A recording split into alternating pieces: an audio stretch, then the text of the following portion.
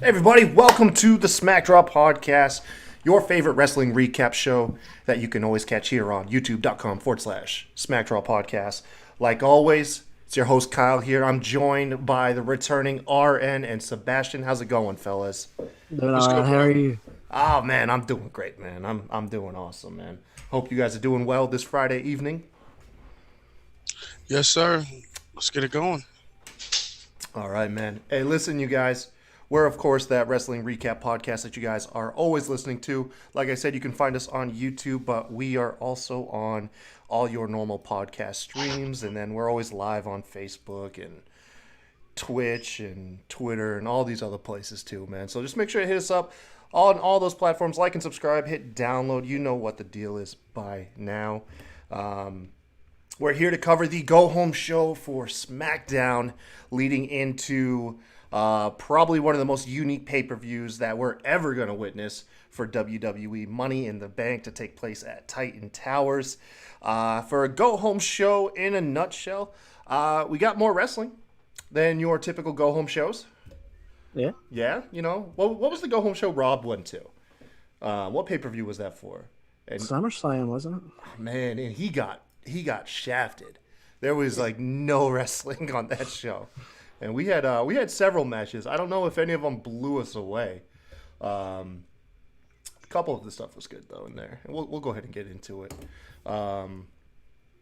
Let's see, man. How did we start the night off? We started off with Mandi Rose taking on Sonya Deville. We saw him quickly backstage, chatting it up with Otis and Dolph. Nothing new here. However, I thought we were going to get a wonky finish. We kind of did, but this match, the most surprising thing about it was how short it was. This thing only went for, what felt like 5 minutes. Short. It was definitely short. What happened? Sonya Deville started out brutal, trash talking. You could hear her very clearly. She's ripping off Mandi Rose's eyelashes in brutal fashion. The fight does spill outside. Mandi comes back. She throws Sonya into the table, into the stairs. She's tossing her around backstage. I was convinced we were getting a count out because that ref got up to 8. And then she threw Sonya over the table. And then the ref, I just assume, stopped counting. Did you guys catch that? Yep. Yeah. She ended up tossing Sonya, however, back in the ring. Went for a V-trigger. And Sonya got a quick roll-up, grabbed the tights, and the match was over pretty much before it began. And that was kind of it for the drama. Safe to say, that pin was smooth though. it was very smooth. Yeah, Sonya got her good. Yeah, That was awesome. hey man, no, I mean me and RN, we've constantly always praised Sonya Deville and Mandy Rose, sure. their wrestling ability. They're both really great. I'd still That's give. why. That's why I expected a little bit more of this match, especially being that it's supposed to be like a grudge match kind of thing. I thought that they'd give them more time, especially since they were starting to show off. I'm pretty sure that this is just leading to Money in the match. Bank. Yeah, just getting a match. Now, for the matches at Money in the Bank, are they going to take place on the roof of Titan Towers in that ring?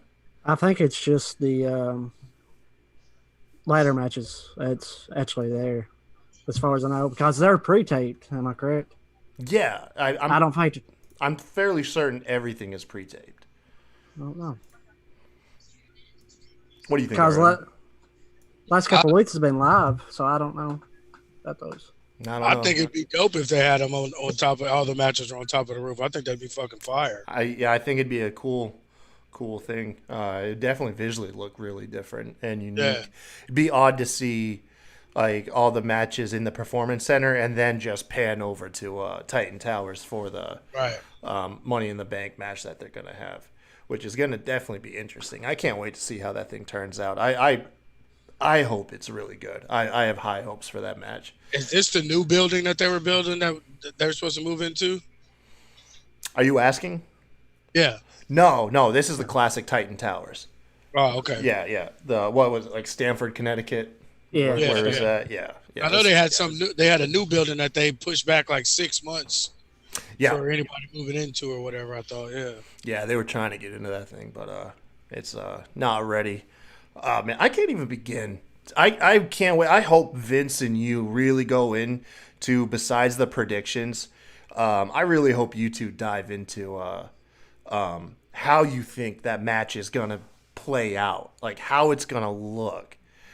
Honestly, like I don't know. I don't have shit to dive into it because it's like, especially like it would be different if it was like separate matches. But the fact that they're doing the women's one at the same time and shit, I'm like, Do they I can start in the honestly say parking lot? Do they start in the lobby? that's Do what they I'm start in saying, the start in the front lobby. door and back door? Like How did they get there? Did they all just bring them into a room one by one and announce their names? they show up in a bus and then the ref, like you hear the bell ring from within the bus. Like Yeah, like, is it like a mad dash from the parking lot from the bus to the fucking building to go? do Like, they parachute in like in all those battle royales? I just Yeah. want to I know, don't know. man. Like, my thing is too like the team ups. Like, who's gonna team up from the women's side and the men's side? yeah, you're gonna see some intergender like teaming up, and you're gonna see a ton of comedy spots, people hiding under tables. Like I could only picture like the stuff they should have a lot of fun. I'm hoping that's how this match plays out. I hope it's fun because I can't see it being dramatic or serious.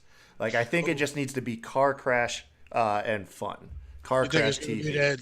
You think it's gonna be the main event or? Yeah. Oh hell yeah, hell yeah! That's the main event. They learned that at WrestleMania, man. If you're gonna do the cinematic match, make that your main event. Right. Oh wait, no, they didn't do that for WrestleMania, did they? Because Drew But and I did not won. they did night one, and then Drew and Brock Yeah. main event at night two. That's right. You guys, I did unfortunately miss the second match. Is there anything to note here? We saw the New Day teaming with Lucha House Party taking on Forgotten Sons. The Forgotten Sons forgot how to do their finisher. Yeah, what do you mean? Like what happened? They had a spot outside the ring, and Cutler, one of the other fucking guy, I don't know, I can't ever remember. They're all, I forgot who they are. You got Cutler, Blake, and then One of those forgotten motherfuckers. They normally put you like in a reverse DDT. Like he had Big E like by the shoulders. Look, I don't look like he was about to pick him up for a tomb. So I don't know how the hell. It was weird how he had him held, and he kept trying to adjust to fix it, and he couldn't in time. And the other guy came down with that boot off the top to start to finish their finisher. But yeah, it just looked like pure shit. just looked like ass, huh?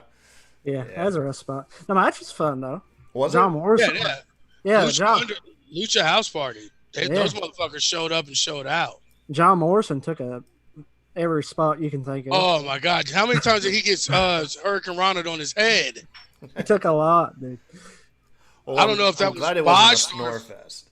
No, it wasn't Snorfest. No, it was a good match. Like I said, I don't know if John Morrison, if those were botched or if he just sold them that damn good because he took the reverse Hurricane Ronald. It looked like he got spiked right on the top of his head, and then he took a regular one. Looked like he got spiked right. I mean, I'm talking about he went straight up like a damn board when he flipped him over. Like He took a lot of shit, dude. He really did. He did. He took a lot.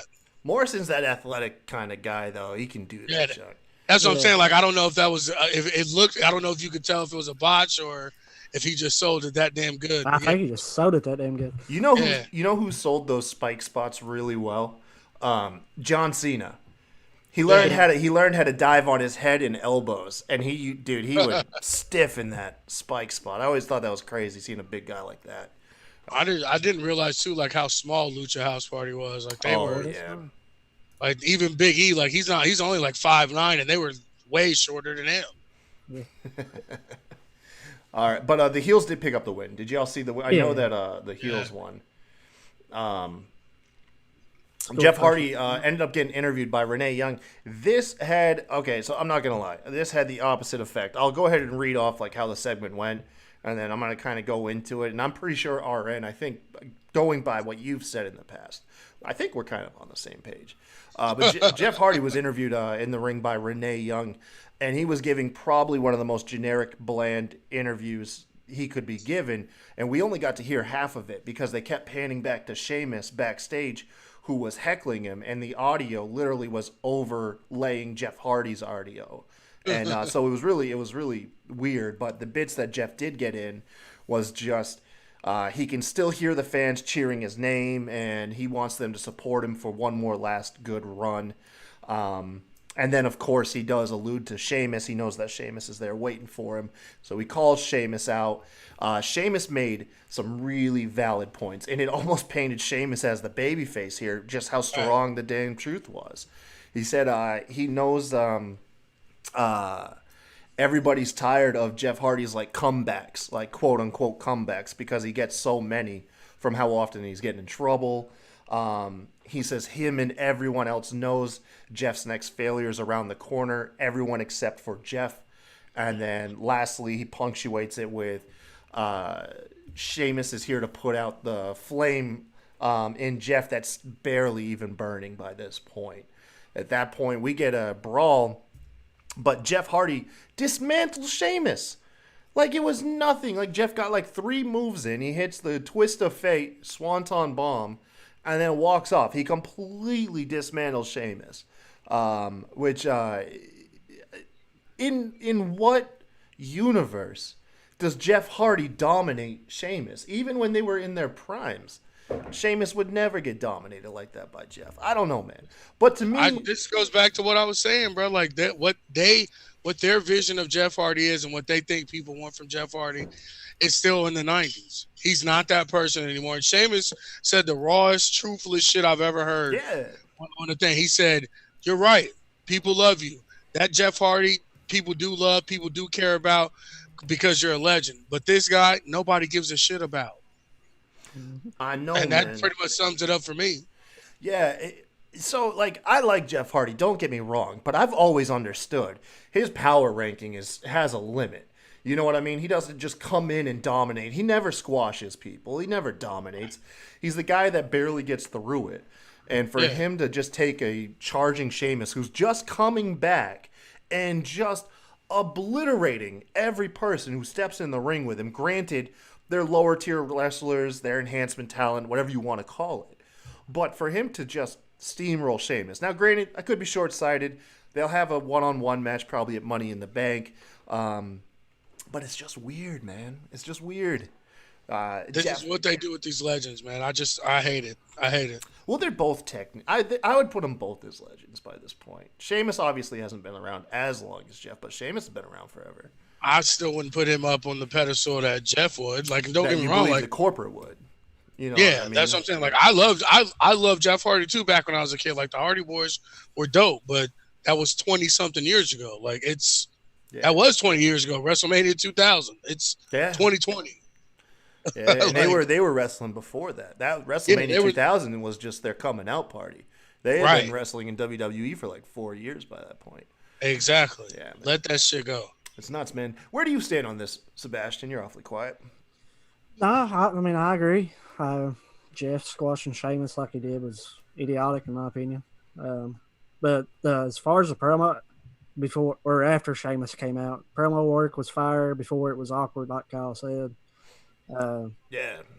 I mean, y'all just really nailed it. If you're gonna have a heel, and he's supposed to be a heel, he shouldn't speak such truth bombs. You know what I mean? Like, because you couldn't argue a damn thing Sheamus said. No. Even if you were a diehard Jeff Hardy stan. Yeah, man. Like, you couldn't, like, no, fuck you, that's wrong. Wait. No, it's all the damn truth, man. Like, you know.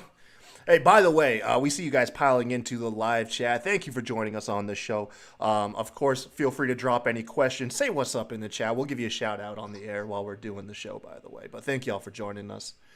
Yeah, but that was weird.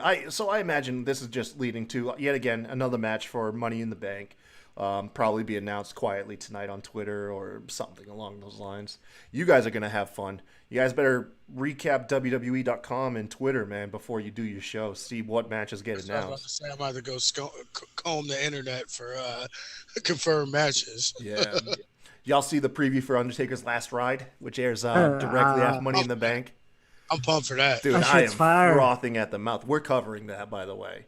Yeah, we're definitely We're covering that shit. Yeah. I really don't got much more than, if you guys are any bit of wrestling fans, and I don't care if you're 15 years old or 50 years old, this documentary that they're shooting it's got to be fire. I hope I hope it does good. You know what Oh, I mean? 90% of the dots they do are fire, much less, when what I mean, it actually is, it's going to be Yeah. fantastic. just look at the list of co-star. I mean, like guest stars or whoever's speaking on that alone. Like the amount of people they had just in that little guest spot itself. Like I'm like, God damn! All right, let's go. Yeah, that Undertaker documentary is going to be very, very good, I believe. Something that was also surprisingly good was the Braun promo. And, well, let's get into this. So the segment goes, Braun comes out to the ring. Essentially, Braun just states that Bray's always been intimidated by him, even when he was part of the Wyatt family. I guess intimidated by Braun's potential is, I think, what he was alluding to. Yeah. And he calls Bray out, who comes to the ring, and of course his Mr. Rogers getup. The Fiend is nowhere to be found in this feud, which is kind of odd. I think that's the end game. Yeah, maybe. Yeah, we'll get into that one as well. I'm not mad at it either. Like I think that's the whole point of this. Keep the Fiend off TV until it's match time. Like let Bray do the talking. Keep the Fiend like new and fresh and like protected. Yeah. It could go south. I'll get into that too.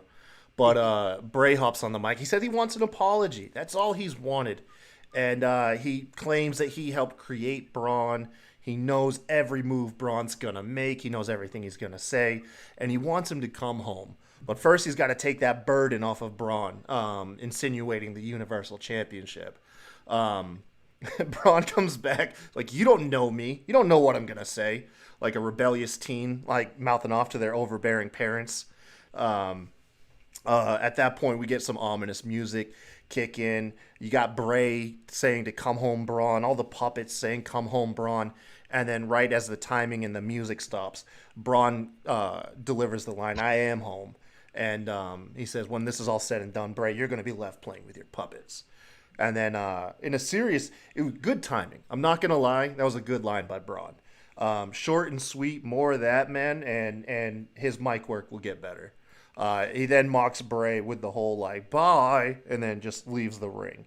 That's the part that pissed me off. Like you said, he finally had a promo that I was in on.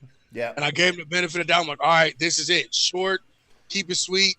Don't let him explain shit. He even addressed, I'm not gonna say get these hands. He's like, you're not gonna make me. I was like, yeah, Braun, they're right, man. Don't be a cartoon. Get out of there. Yeah, Get man. out of there.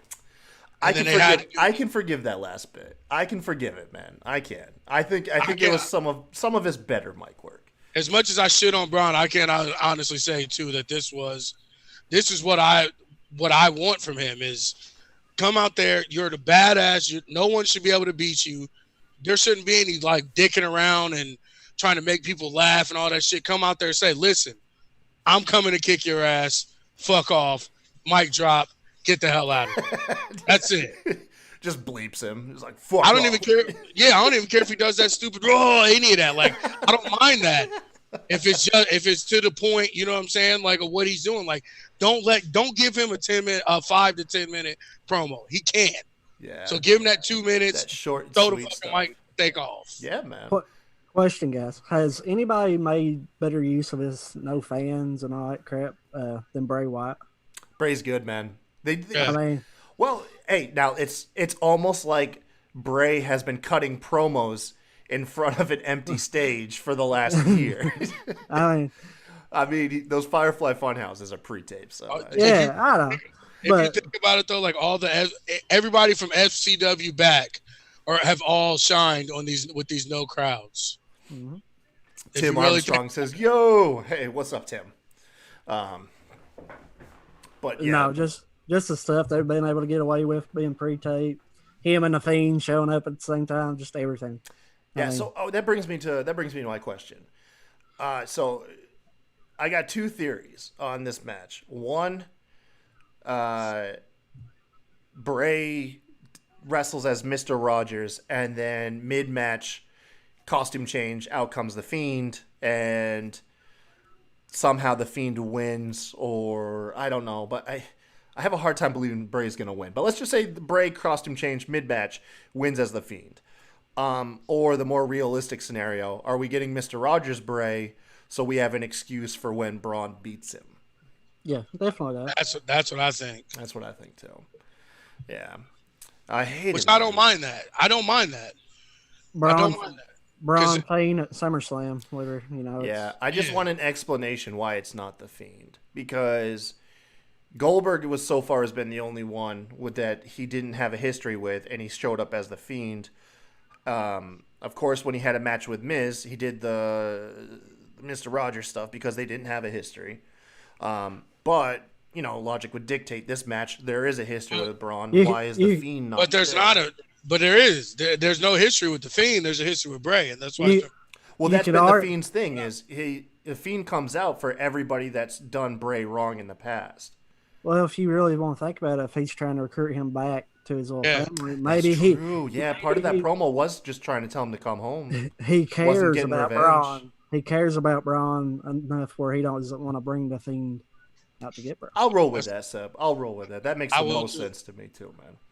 But it just boils down, like you said, they're trying to protect both of them at the same time, which to me didn't make any fucking sense for them to throw this together to begin with. You keep Braun separate, you let him maul through these jobbers and mid-card guys, and you keep Fiend scaring the shit out of people and always have him in the background. Like, I don't understand why they had to fast track this or do this when you don't want either one of them to lose. So why put them against each other? Make no fucking sense. As long as it's Bray, I don't have. I mean, if you remember when they started this stuff, I was with you. But as long as it's just Bray and the Fiend doesn't get involved, and I mean, I'm good with that. Me too. I am too. As long as we don't see the Fiend, I think we should only see the Fiend 2 or 3 times a year. Yeah. I mean, regular Bray can lose every match he has. Well, he's running out of people to get revenge on. Yeah. You know what I mean? He is running out of people. Like, I'm saying, like, arguably the biggest one left is Randy Orton. Right. I'm saying, like, not at all. Like, only he comes around, only like Undertaker for the big pay-per-views. The rest of the time, let Bray take them losses, let people fuck Bray up, and then the Fiend comes back to avenge Bray. Like, that way you keep the Fiend fresh. Like, you do kind of like how they did Demon Balor and Finn. Yeah, kind of like that. Demon Balor's record is damn near, like, flawless. Yeah. Yeah. I could see that. I don't know if I completely agree, but I could see that. After the whole promo, we get a little backstage segment. Daniel Bryan and Gulak ask Otis if he heard what Corbin was saying about him earlier. I'm assuming that Elias wasn't available to wrestle because Otis had nothing to do with this. And, yeah, obviously Corbin and Otis, they got nothing. So this was just a matter of circumstances of who was there. It could be just building up the Money in the Bank match, too. It could be. Yeah, no, true. Money in the Bank participants. Elias is going to show up Money in the Bank and throw Corbin off Titan Towers. Calling it right now, man. He's going to strum that guitar and just... My thing is, like, they always let the heels... The heels are always friends and just randomly team up all the time backstage and shit in matches. Like, why can't the faces? Like, that's what it was continuity for me. Like, building... Kind of laying those... Putting the lines between the different faces and stuff, like saying, like, hey, we can't get backstage too, just like the heels do, because like them passing fucking Shinsuke and Cesaro along like groupies or some sort of like a blunt, like shit, like. Oh man, Sasha and Bayley. Speaking of like faces that are just randomly teaming up, I don't even know if you'd call Tamina a face, more or less just. I did not know she was a face. Yeah, I think she's just there to just push any story forward. Although, actually, I'm not going to lie, they did Tamina pretty fair in this match. Yeah. You know what I mean? If you're going to make her a title challenger, they did right by her in this match. Tamina and Lacey Evans, they took on Sasha and Bayley. The beginning of the match shows some cracks forming between the Boss and Hug connection. We're getting that slow burn to seeing them turn on each other. Tamina overpowers the heels in the beginning of the match. Eventually, though, Bayley and Sasha are able to team up and isolate Lacey Evans. It does come down to the end of the match where Tamina gets back in the ring. She attempts to hit a splash on Bayley. Bayley gets the knees up. Bayley hits an elbow drop, which puts away mostly everybody. Tamina kicks out at 2. She goes for a Samoan drop again. Sasha gets in there, but Sasha's taken out by the women's right from Lacey Evans. And then, of course, Bayley gets taken out. Super kick, Samoan drop. Tamina pins the women's champion ahead of their match. Money in the Bank. No chance Tamina's getting that belt, though. Not a single bit. Hell no. And that Bayley to Bayley that she did on Tamina looks so ass. Like she barely like I don't even know what to say. Yo, I miss Rob on SmackDown just for Lacey spots and Bailey spots. Rob always gets a rise when it comes to Bailey to bellies, and then of course he's a huge stand for Lacey Evans. That dude just can't contain himself about Lacey. I just wasn't a fan of this though. I mean, I hate how they do their champions losing every non-title match. Yeah. It's just I'd have had Bailey pin Lacey or something. You could still protect Tamina in a way, but don't pin your champ. And it wasn't even due to like a miscommunication either. No. Yeah. And that was my thing too. Like, even if they had used it to further the Bailey Sasha stuff, like I would have been all right with that too. Like if they would have accidentally bumped into or something like that, like something, just a clean pin of your women's champion right before the pay-per-view. Like I don't understand. Like they have no value to their championships at all. Someone it's probably won 10% of their matches their last 5 years. Yeah, I mean now if Tamina won the title and then went on like a tear, that's one thing. But chances are, Tamina loses and then Bailey's on to the next one, and then Tamina's sent back down the card. I feel bad though because there was a nice video. I forget which Uso it was, but was gassing Tamina up on Twitter, talking about she'd been here for 10 years, man, getting her like all teary eyed, because Tamina I think holds the record for the longest current tenureship in WWE without having a title. And it's crazy. Yeah, she's been in the company for over 10 years, has never had a championship, no women's tag team, no women's title, nothing. And I think that's a record right now. So actually, when I saw that video, I was like, God dang, Tamina, I do feel for you. But they just, whatever it is, man, they don't get behind her. But they're doing right by her going into this feud, and maybe something will come out of it. Maybe we'll get a tag team, and her and Nia Jax can just injure everybody on the way to their tag team titles or something. I don't know. Don't put her in Nia's category. I'm sorry, man. I'm sorry. It was the first thing that came to mind. I always want to see them as a tag team or face off. I don't care, man. I just like them around each other. So backstage, we get a standard promo between Carmella and Dana Brooke. Dana Brooke has a puncher's chance. Carmella is a 2-time Miss Money in the Bank champ, or Miss Money in the Bank contract holder. And, friendships, tag teams, they get put on hold. It's just your by the numbers promo. Hey, quick question. Yeah. I missed the last hour or so of Raw. Did Edge and Randy Orton have a thing again? That's next week. Yeah. Okay, I seen that, and the way it was worded, it made me think something happened this past Monday. They didn't do shit on there, did they? They just because it was like Edge is coming hunting for Randy Orton, but he beat him at Mania. Why would he just randomly just? Yeah, that's what I was wondering. I was thinking that too. Like they didn't do nothing on Raw. Like how the hell are they having a match? I felt like I missed something. Okay. I just could be just honestly just trying to shoehorn Edge back in for ratings. WWE's hurting right now on the rating stuff. But no, nothing happened. Nothing happened with Edge on Raw this week. I just won. Yeah. We got another hacker video. They were showing highlights of Tamina pinning Sasha Banks, Big E pinning The Miz, and then Carmella arguing with Dana Brooke. And then at the end of the hacker video, they play an audio clip, which is distorted. It's kind of like sped up. And it says, they say, the end is coming and coming real soon. And it sounded like a female's voice. So it's kind of interesting. I bet if you hop on Twitter, probably by now, someone has gotten that audio clip and slowed it down, and you can probably tell who it was that said that. I'm over this shit. No? Oh, man, I'm into it, man. Oh, I am, too. I'm hook, line, and sinker, man. Yeah. I want to know who's going to split it up. I miss GTV, bro. I hate who done it shit, bro. I'm sorry. Nah, man, I love it, man. I love it. I wonder if it's like gonna be like a faction, because they say you got like Chad Gable, Xavier Woods, Ali. They believe all these people have lent their voice as the hacker. And that's what I'm saying. I think they're just doing that to throw your scent off, and we're gonna be disappointed. It's gonna be Hornswoggle. That's what I'm trying not to. I don't want to get into it. That's what I'm saying. I don't want to fall into this trap. I'm into it, dude. I'm into it. We didn't heard the faction stuff. We heard about it being Xavier Woods and all this. Yeah, man. Like I'm telling you, like I already know Ali. Like Hey, that's fans' fault though. You can't. I mean, fans will play up these things that they know it's not going to No, happen. absolutely. I'm not blaming anybody. I'm just saying that I know that in the end, when has these types of things ever turned out good for Yeah. us as Let me ask you guys right now. Do they have an end game to this story? No, they do not. They're either gonna Oh. fuck us over and make it somebody that we didn't think it was, and it's just gonna die out. We're never gonna see it again. To be fair, it's kind of hard to have an end game for anything at the moment. Right. Yeah. But honestly, no, this is something that you could have an end game with because you got everybody there stuck in Florida. You can run this out really as long as you want. Like, especially since they're all there at the PC Center, you can have them filming and putting people on camera for till this shit's really over if you really think about it.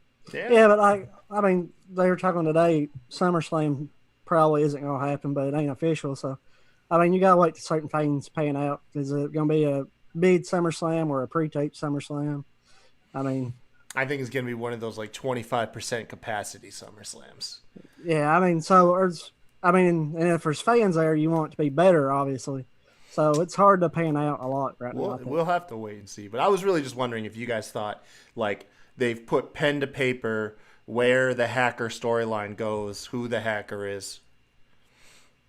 No, probably not. Vince in the chat says, what if it's the Iconics since they were rumored to get repackaged? Dude, the Iconics are not the hackers. Get off that. No way. I'm going to eat my words though if they are.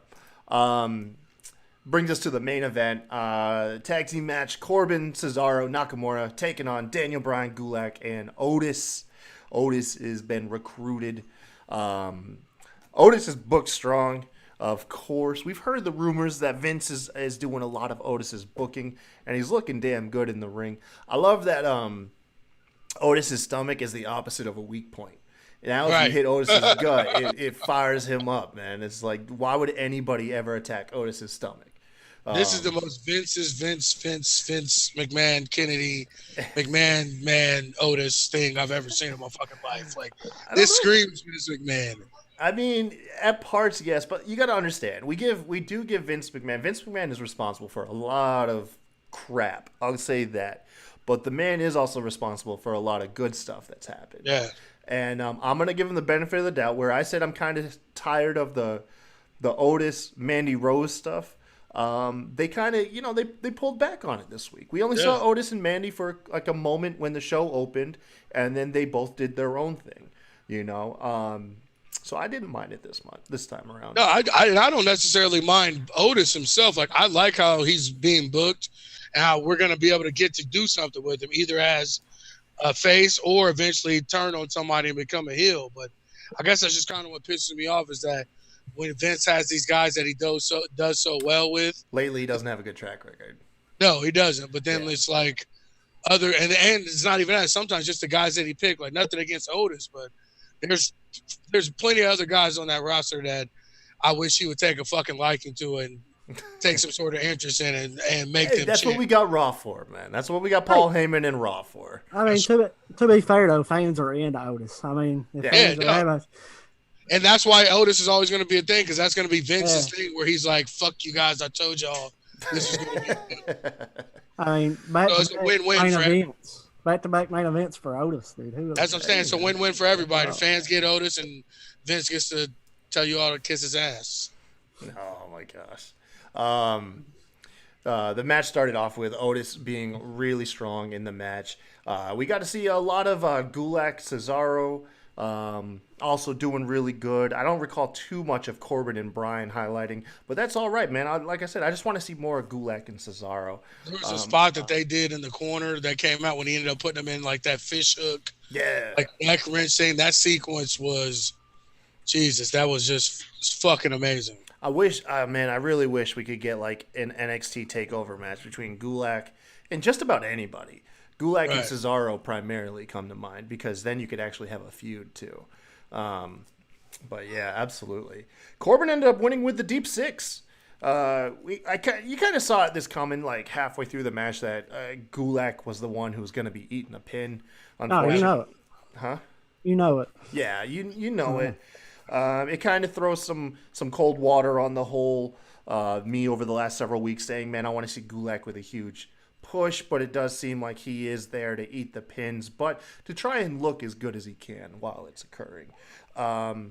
The real stuff didn't happen until after the match. So after Corbin pins Gulak, Cesaro and Nakamura set him up. Corbin's going to take him out with the scepter. Daniel Bryan comes in, knee plus to break it up. A huge brawl ensues. And then we pan over to Corbin, who has slipped away. And then, of course, since Money in the Bank is Sunday, Corbin sees an opportunity to climb a ladder and retrieve the briefcase for visual effect, I guess. And I hate it. I know, man. We'll get into it. But at first, I think, what is it? Is it Brian comes and breaks it up, I want to say. But Brian's taken out, and then eventually Otis comes in. He tries to climb the ladder, and the story is the ladder can't support Otis. The first two rungs gave way before Corbin took him out. You get another back and forth between Corbin and Brian. Brian's eventually tossed out of the ring onto Otis. Corbin climbs up, retrieves the briefcase. So this is where it's silly. Granted, it's wrestling. You got to suspend your disbelief. You know what I mean? But why the hell are you climbing the ladder to retrieve a briefcase when the match isn't even occurring? You know, like, what's the point? You're going to get tossed around. You're getting beat up by ladders. You're injuring yourself before the match. It makes no damn sense, man. This is just as fucking stupid as the sign point. It's up there. But then, it makes no sense. But then to add to that logic, okay, if all the wrestlers are obsessed with climbing the ladder, even though it doesn't matter, where the hell is the other half of them? Cesaro, Nakamura, and Gulak were just chilling in the stands watching the other guys. Maybe they're not in a match. They don't have a dog in this fight. They're like, oh man, you know what could have made this better is one camera shot panning over to them, and they're just in the seats watching the other guys fight, and they're just like lightly mocking them. Like, look at these dumbasses. Like, the match is over. Hey, somebody has to call her shot, man. Somebody's calling her shot. Where's the ref? Where was the refs to break this up? Where was the order? This was just the rest were breaking up Gulak and Nakamura and Cesaro. Off screen. Yeah, I guess so. I would just wanted them to mix up the cases and grab the women's one. That would have made it better. Oh yeah, Corbin just grabs them both. He got two contracts now. It is just. I feel like SmackDown's going back down that hole, bro. It's tough, man. We're in tough spots right now. I didn't hate the show. That's what I'm saying. It hasn't been terrible. But they went on about. I got when I took over doing them for you when you took your break. Like they went on a run where we were actually fucking praising every show. Yeah, SmackDown was doing really good. I think last couple of shows were like, it wasn't bad, but it wasn't. I think they're suffering due to the roster. I don't think they have enough guys to cycle in and out the show that are available for SmackDown. At least that's what I would like to believe, because they've only got the same. I mean, you're talking like it feels like they've only got 10 people. Yeah. It's kind of how small it feels. Damn match. Yeah. But overall, yeah. I mean, I hear you, man. But I didn't hate the match. I mean, I didn't hate the show, but it's not blowing us away. And you do see other shows like Raw get some highlights, and then of course. Over on AEW, they had that insane no holds bar match, and then NXT had some big stuff this week. I haven't seen it yet, but I know like Karrion Kross debuted with Scarlett, and that junk was just insane. So it does feel like SmackDown is kind of missing. It's like they need a bone. You know what I mean? They need something. Something. Yeah, they got Bray Wyatt. They got Bray. But yeah, that was the show, man. Thank you guys once again for joining us. Let us know what you thought of the show in the comments below. And, of course, don't forget to like and subscribe once again. Go ahead and hit up RN's YouTube channel, Mean Jelly Bean, right? Yes, sir. Yes. And then, of course, tune into our Money in the Bank recap this Sunday. We're even talking about doing like a live, possibly like a live reaction. I don't know. I got to talk to Vince about that. And then yeah, we'll cover like the Undertaker stuff too. But yeah, a lot of fun stuff. A lot of fun stuff to go over. But of course, like always, until next time, you guys have a good one. See ya. Have a good one, guys.